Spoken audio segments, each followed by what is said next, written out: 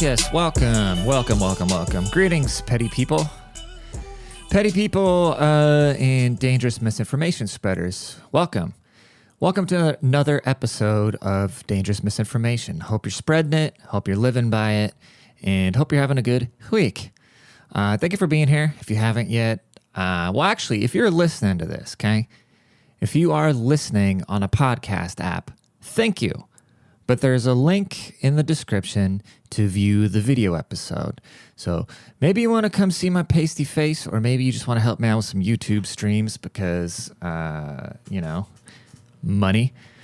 Go check out, or even if you're just going to listen to it, stream it off YouTube. That'd be kind of cool of yours. I'd appreciate that. But if not, just keep doing what you're doing. Just be a dick. It is what it is. Just whatever.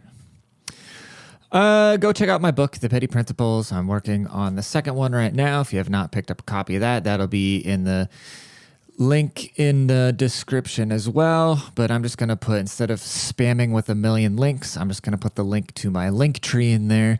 And you're smart. You're here, so you'll figure it out from there. Okay? You'll figure it out from there. And we all take different routes in life of figuring it out. Okay?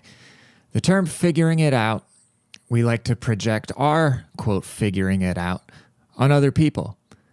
We think anybody with different objectives, different worldviews, people use this term a lot, cope, and here's the point I'm getting at. I don't understand the conservative obsession with women who don't want to have kids. Even if you're right, let's say you're 100% correct in that they'll be miserable someday, who cares? It's none of your business, okay? You say, it's destroying the world. There's a lot worse things destroying the world than somebody that doesn't want to and probably shouldn't be having kids, choosing not to have kids. Then you get these dudes that don't know how to change a tire that'll be like, women are only happy in the kitchen or raising kids. It's like saying, then dudes are only happy when they're building a house, and when's the last time you swung a hammer? I hate physical labor. And then, so then let's say you get a 33-year-old woman who's posting her vacation pics, right?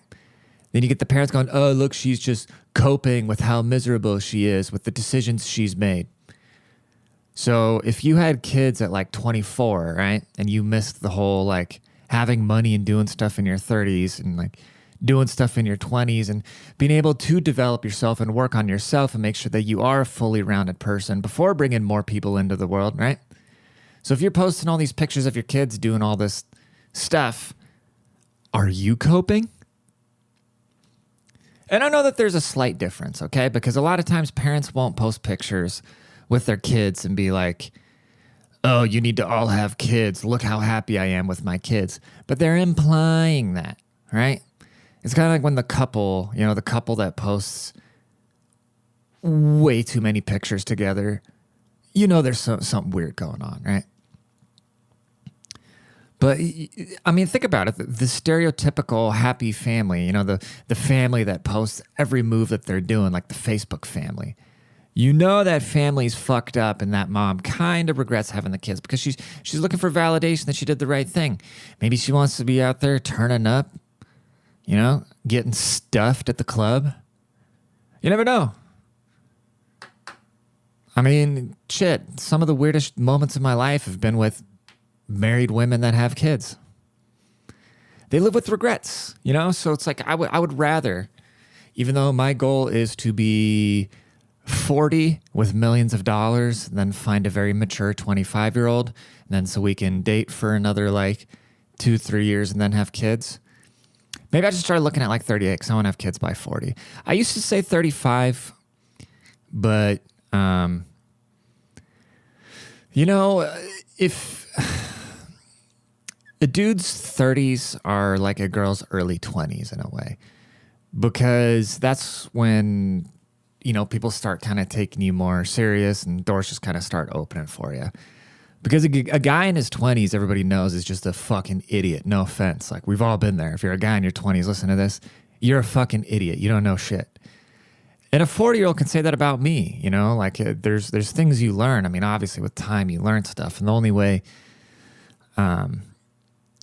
to get around that is if you read a lot from smarter people. Because imagine if you could take your brain and put it in the body you had from 10 years ago, how much further ahead you would be. So the best thing you can do is seek out knowledge from people older than you. But anyways, I forget what I was originally talking about. Let me rope it back in. Talking about, so for a guy, you're in your mid-30s, you kind of have an idea how the world works. Right now you start getting invited. Your friends have boats. They start inviting you out. And it's not their parents' money anymore. So now you get into this pocket where you're actually getting in with people that are kind of just like running shit, maybe running shit yourself and yada yada. So as a guy, you worked hard for that. So now you got women who just by being attractive the day they hit 18, they're invited to these things. You know, they have a completely different view of the world. Like an attractive woman, the day she turns 18, up until she's like 25 or whatever, she's living in a completely different world. Like she doesn't understand the real world. And that's not a knock at them. I mean, why wouldn't you exploit that, right? So if you're a guy and that world is finally opened up to you, now you have a 30-year-old woman telling you like, oh, you know, you man-child, you need to settle down. You're in your 30s. Like, no, I'm finally in my prime. You're out of yours. You're ready to settle down. So you should find a slightly older guy. That's what I meant when there's an age difference between men and women, and that's a good thing, unless it gets into the weird shit, you know, like a 40-year-old with a 19-year-old or something. But that's fucking weird and gross. But you know what I mean, dude? Use a level of common sense. But as far as as a guy, you can have kids whenever. And wouldn't you rather want to have kids when you're somewhat, somewhat older and established and can provide, and it's not stressful, and you've worked on yourself and you know the proper things to teach them? It is, I think it's selfish to have kids at like 25 when you're an idiot. I'm sure it forces you to grow up real fast, but you're still going to lack that exposure to just life itself. God,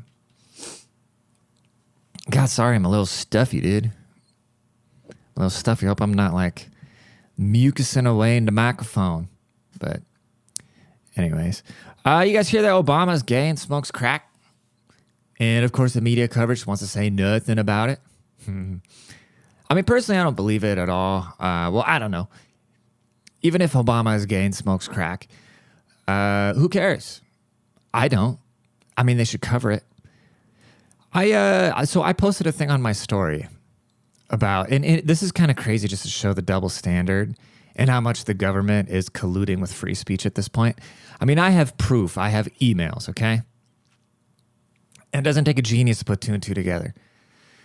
So I reposted a picture of Hunter Biden, and you can like barely see his butt crack. He's taking a selfie in front of a two-way mirror, and you can kind of see his butt crack.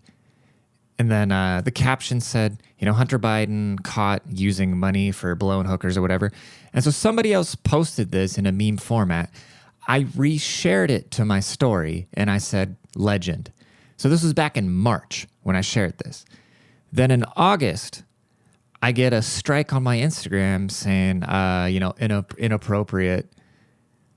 inappropriate content for nudity. And it shows it's this picture of Hunter Biden. And one, I didn't actually share this. Somebody else did. I just reshared it to my story. So if you allowed them to post it, why are you giving me a strike for sharing it? You know, like go delete it off their thing if you have that much of a problem with it. But their reason was for nudity. And like I said, you could barely even see the top of his butt crack. And if you go on Instagram, I don't want to see a naked man, no lie, but you can basically see the outline of chicks' assholes on Instagram and their tits hanging out and all sorts of fucking degenerate shit, right? And so I message Instagram support, right? I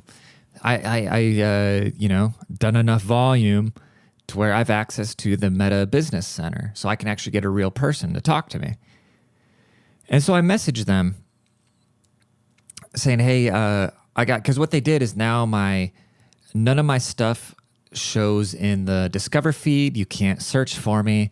I'm shadow banned. I'm demonetized. All over this Hunter Biden picture.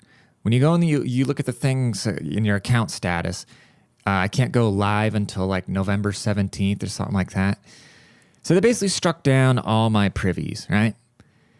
And so I messaged them explaining, hey, I think this was a system glitch because I never actually shared this post and there's no nudity.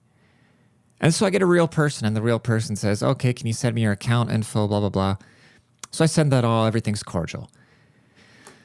Then they get back saying, okay, well, I need to send this to somebody else. I think, okay, well, that's weird.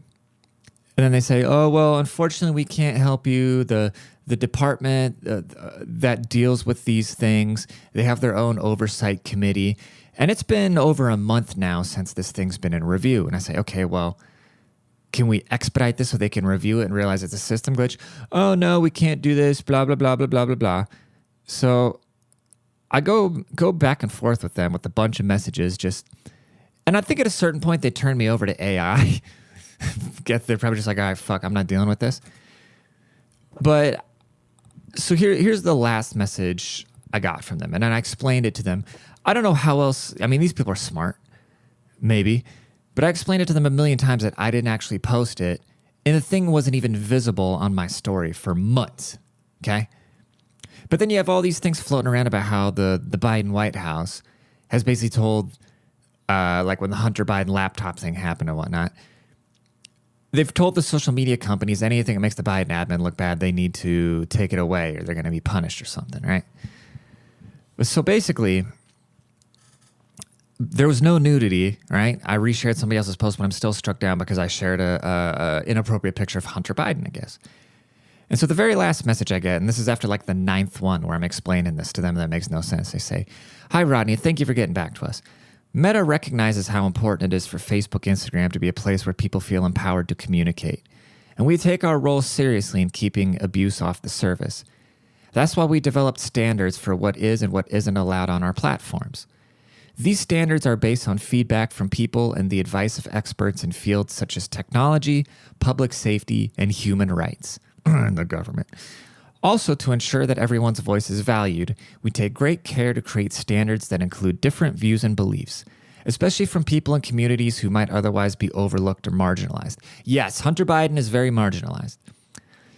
We wish we were able to help out more with this. However, the decision of the content that is being removed is made by our specialized team, and we do not influence their procedure and work. Of course you don't. Bear in mind that to protect the effectiveness of our enforcement efforts, we may not share granular details about how our systems identify violations, especially because we don't want people to use this information to get around review systems. We appreciate your patience and kind understanding for this matter. So here's what makes no sense. To protect the effectiveness of our enforcement efforts, we may not share granular details about how our systems identify violations.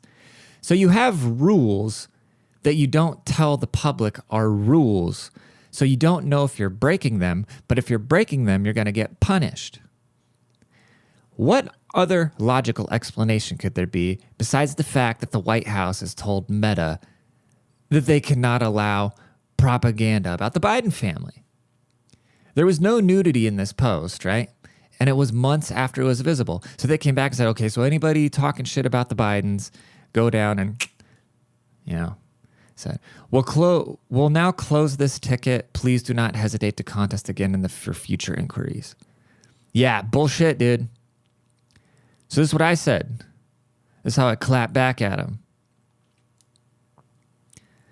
I said, so what that message... Wow, I can't read.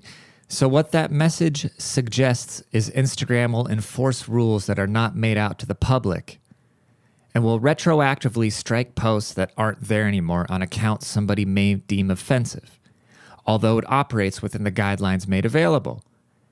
For my complete understanding, have I properly communicated that I did not post that piece of content and that it expired months prior on my story before being targeted by, quote, the system?